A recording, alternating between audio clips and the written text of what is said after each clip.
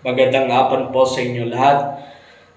Dito po sa Minor Basilica of the Immaculada Conception and Archdiocesan Shrine of Santo Niño de Batangan sa lungsod ng Batangas. Magkaroon tayo ng Thanksgiving Mass para sa universidad, sa mga kolehiyo at senior high school.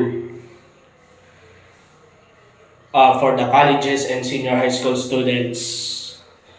So, magkaroon ng Thanksgiving Mass ng buwan ng mga kalendaryo for school year, for next year po. Number 1, Divine Child Academy sa lungsod ng Batangas.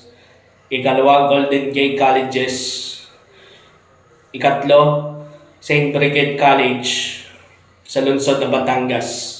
Ika-apat, Batangas State University sa Pablo Bourbon Campus, Rizal Avenue po sa lungsod ng Batangas.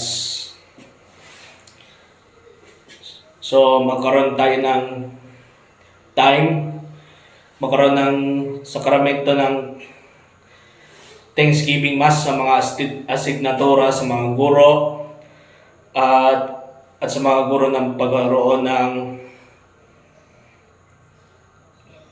banal ng komunyon, ang mga estudyante at mga guro at trabaho